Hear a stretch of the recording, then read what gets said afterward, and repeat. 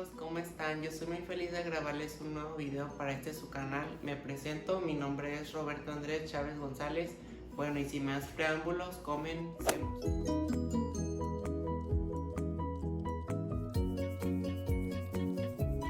Primero que nada, decirles que los gases son muy complicados, ya que estos están llenos de miles de millones de moléculas energéticas de gas que pueden colisionar y posiblemente interactuar entre ellos.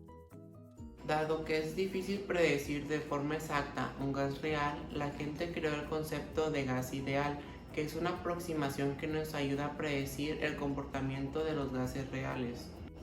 El término gas ideal se refiere a un gas hipotético compuesto de moléculas que sigue las siguientes reglas. 1. Las moléculas de un gas ideal no se atraen ni se repelen entre ellas. Bueno, suponemos que las únicas interacciones de las moléculas de un gas ideal son las colisiones elásticas que existen entre ellas y con las paredes del contenedor. ¿Qué es una colisión elástica? La frase colisión elástica se refiere a una colisión donde no hay conversión de energía cinética en otras formas de energía. Número 2. Las moléculas de un gas ideal no ocupan volumen alguno. El gas tiene volumen, sin embargo las moléculas de un gas ideal son aproximadas por partículas puntuales que entre sí no tienen volumen. Entonces, la ley general de los gases ideales es la ecuación de estado del gas ideal. Un gas hipotético formado por partículas puntuales y cuyos choques son perfectamente elásticos. Bueno, la ecuación del gas ideal se basa en la ley de Boyle, la ley de Charles, la ley de Avogadro y por último, pero no menos importante, la de Gay-Lussac. Bueno, esa ley corresponde a la transformación que experimenta un gas cuando la presión es constante. Bueno, esta se refiere a las transformaciones que sufre un gas ideal cuando el volumen es constante. Bueno, y estas se refieren a las transformaciones que experimenta un gas cuando su temperatura permanece constante. Bueno, y esta ley dice que volúmenes iguales de diferentes sustancias gaseosas medidas en las mismas condiciones de presión y temperatura van a tener el mismo número de partículas. Bueno, y cuando estas leyes se combinan en una sola ecuación, se va a obtener la denominada ecuación general de los gases ideales, la cual la fórmula es presión por volumen es igual al número de moles por la constante de los gases ideales por la temperatura medida en Kelvin, la cual es la siguiente que les aparecerá por aquí en pantalla, donde P es la presión del gas, B es el volumen del gas, N es el número de moles, R es la constante del gas ideal y por último, pero no menos importante, la T, que es la temperatura medida en Kelvin. Los gases tienen un comportamiento ideal cuando se encuentran a bajas presiones y a temperaturas moderadas, en las cuales se mueven suficientemente alejadas unas de otras, de modo que se puede considerar que sus moléculas no interactúan entre sí.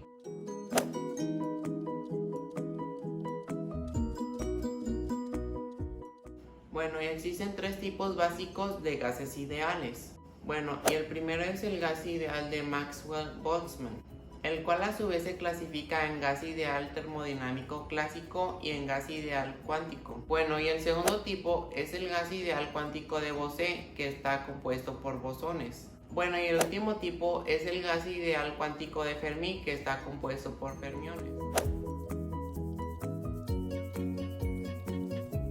La ecuación del gas ideal tiene mucha importancia en la vida cotidiana, ya que de ella se derivan muchas relaciones que se aplican en la termodinámica.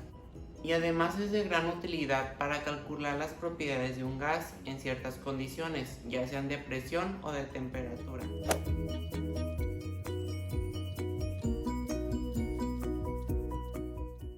Bueno, y a continuación explicaré un pequeño ejercicio que me basé en la ley general de los gases ideales para realizarlo. Espero les guste.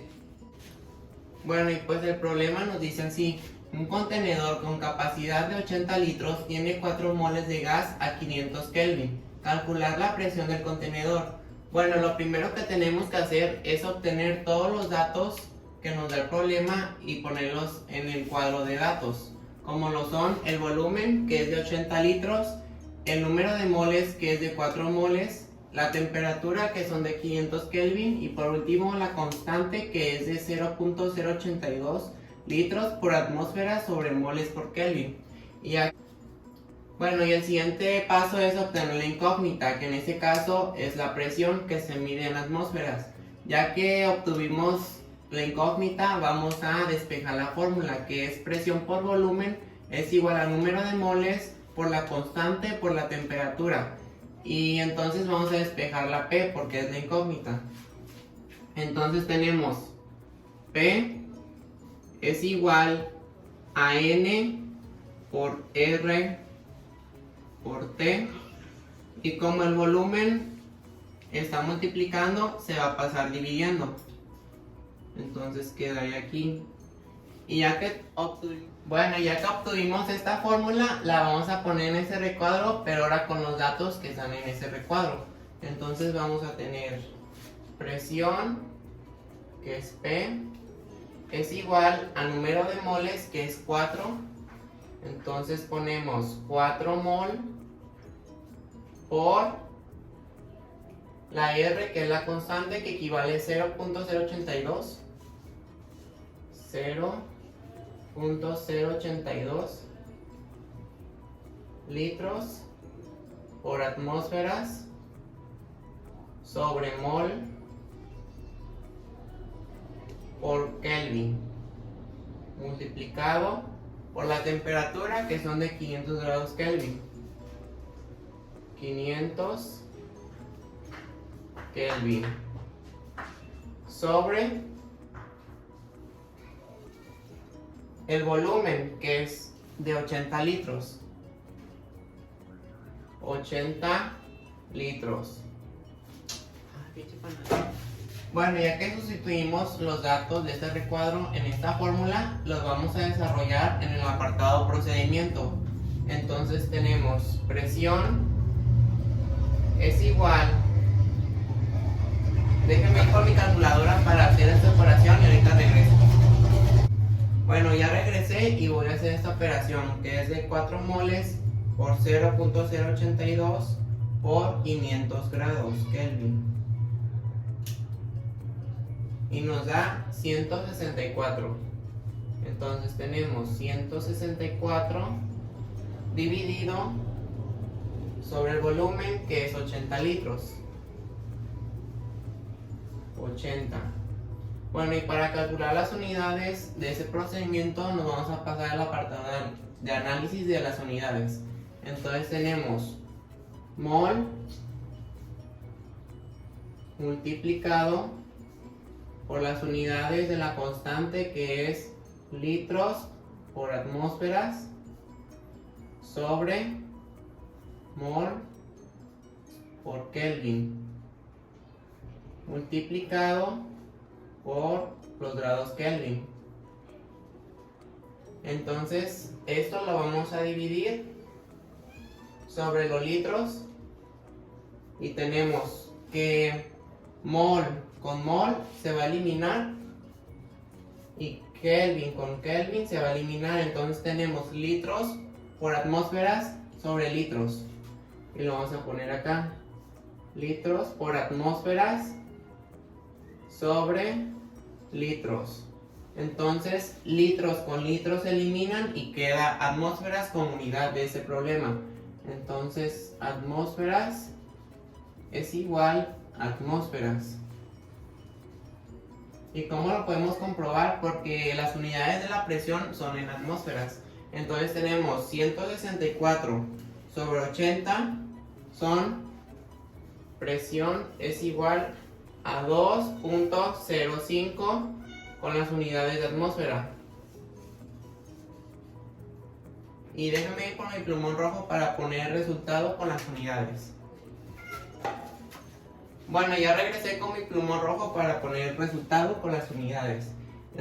Entonces tenemos presión es igual a 2.05 atmósferas. Se me olvidaba mencionarles, aquí tenemos un esquema con las unidades, que es un contenedor de 80 litros a una temperatura de 500 Kelvin. Espero les haya gustado.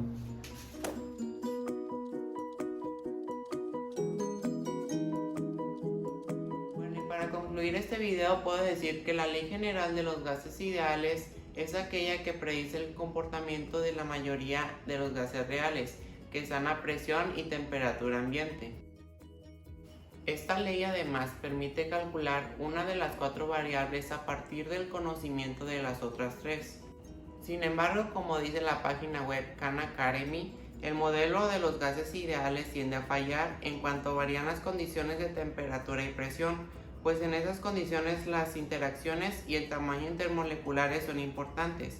Obtenido de ¿cuál es la ley de los gases ideales? Recuperado de la web el 13 de junio de 2020 de https://khanacademy.org/science/physics/thermodynamics /Temp Kinetic Theory Ideal Gas Law /What is the Ideal Gas Law.